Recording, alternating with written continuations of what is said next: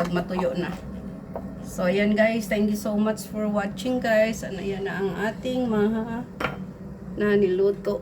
Ayan. So, ayan na. Ready na guys. Ayan na. Ready na ang ating maha. At ayan guys, ang ating nagawa na. Ready na siya. Ayan. O, diba? Ready na siya. Ayan na siya guys, ang ating nagawa. Yummy maha. Thank you so much for watching guys. Okay, let's go.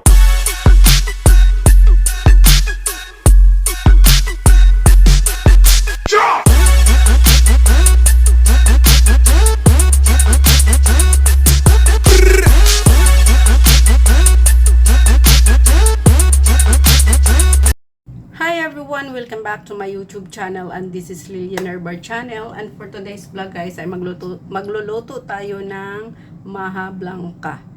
Pero ito guys ang aking mga ingredients, at ito ay wala akong cheese na pang toppings mamaya kasi nga nalimutan kong bumili. So wala namang problema yan kasi mag-save tayo ng corn na pang toppings na lang natin mamaya.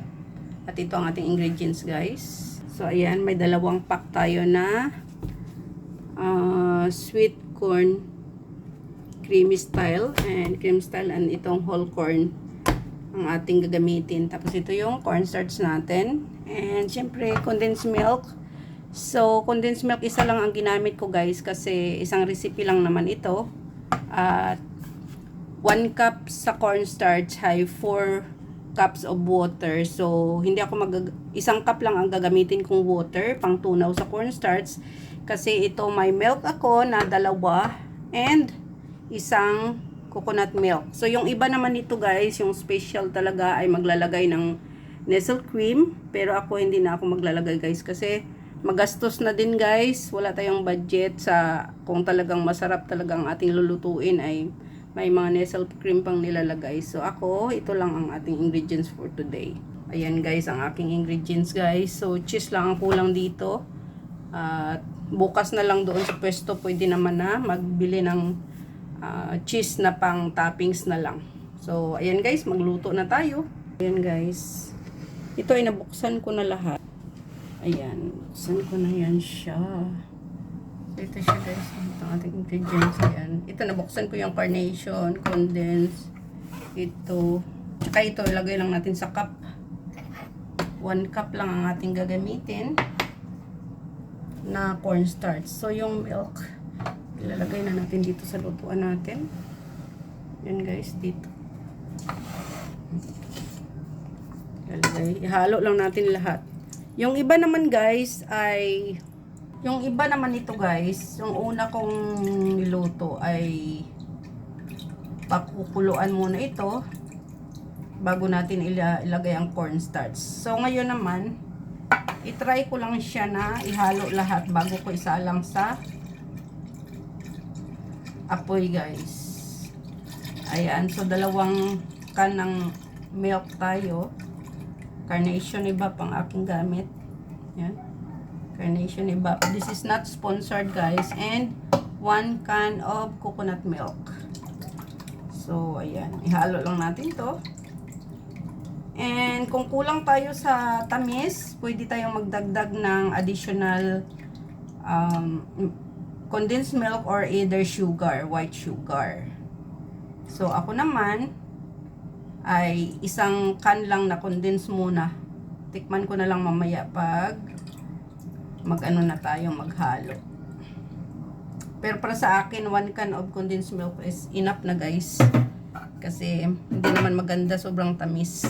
Yung tama lang talaga. Ayan, so lagay na natin ang ating condensed milk. Ayan guys.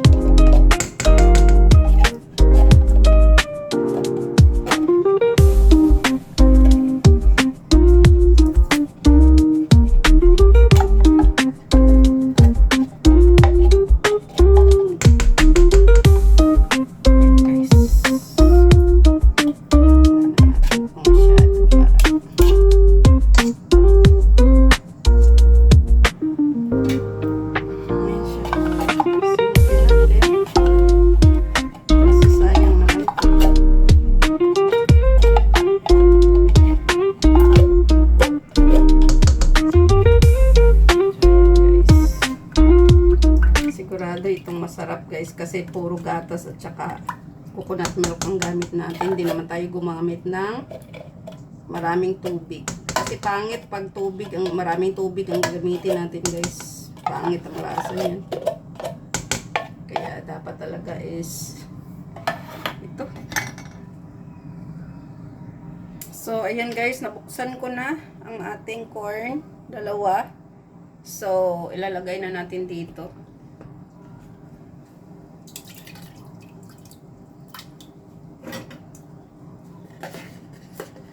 Ito yung corn na ano siya?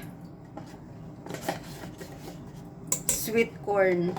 Sweet corn na cream style. Para yung lasa talaga ng corn ay ito sa ating maha.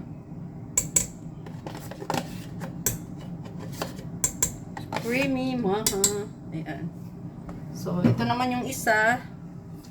So, ayan. So, yung water nyo guys ay ilalagay pa din natin para yung lasa. Tapos magtira tayo. Sabi ko magtira tayo.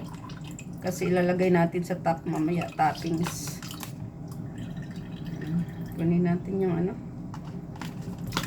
Ayan. So, ayan.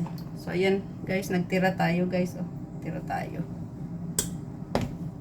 Pang toppings mamaya. Ayan, tama na to. Ayan, ang atin. Halo-halokin na natin.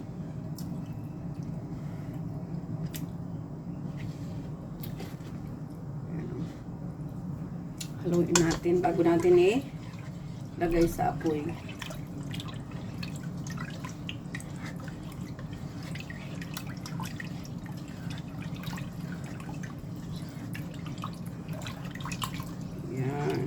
Halo, tapos lagay natin yung cornstarch. Bago natin isalang guys para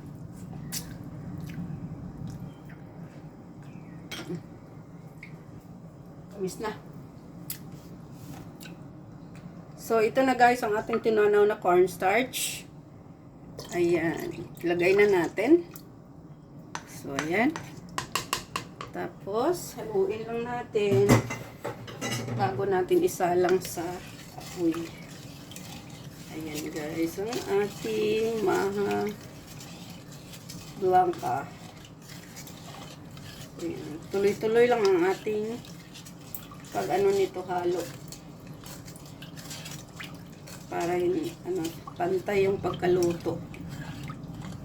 So ayan guys, isasalang na natin.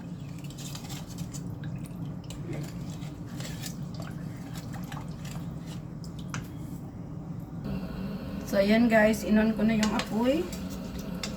At atin lang itong tuloy-tuloy na paghalo para hindi siya mag-buo-buo.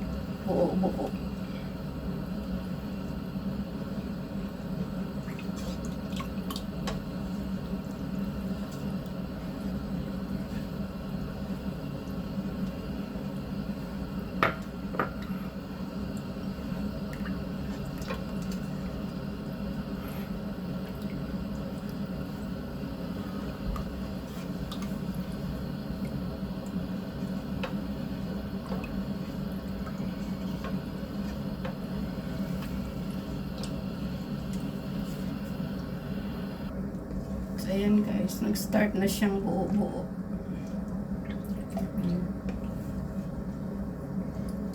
Ayan, buo-buo na. Nag-umpisa ng magbuo-buo.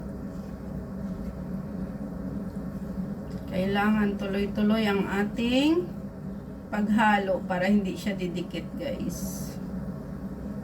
Para pantay ang pagkaluto. Kasi kanihinto natin yan. Hindi magpantay yung luto niya. Hindi mahalo mabuti.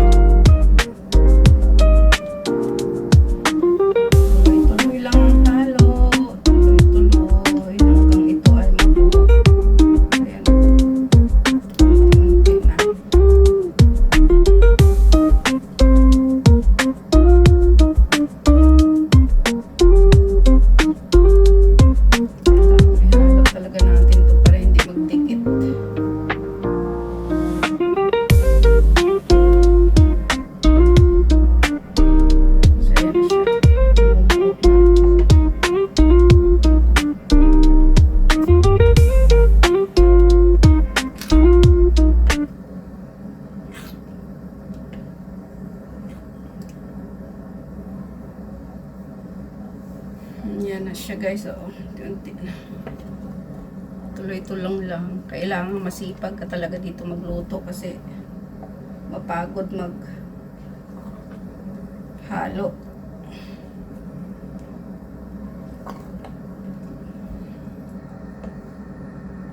So, ayan na guys. Malapit na to guys. Sa ganitong consistency. Yan, malapit na. Mga 1 minute na lang to. Pwede na. Pag magkintab-kintab na itong ano natin, maha natin, ay ready na yan siya. So, mas maganda pa rin mahaba yung pangsandok natin guys maghalo. Ito kasi ay may clay yung ano ko. Meron naman ako mahaba doon pero okay na ako dito kasi hindi naman ito marami. Ayan, malapit na. Ayan o. Lapit na. So, ayan na guys. At ating maha ay ready na to guys. Ayan. Ayan. Kasi bubuo na to mamaya pag matuyo na. So, ayan guys. Thank you so much for watching guys. Ano yan na ang ating maha na niluto. Ayan. So, ayan na. Ready na guys. Ayan na. Ready na ang ating maha. At ayan guys, ang ating nagawa na. Ready na siya. Ayan. O, diba? Ready na siya. Ayan na siya guys. Ang ating nagawa. Yummy maha. Thank you so much for watching guys.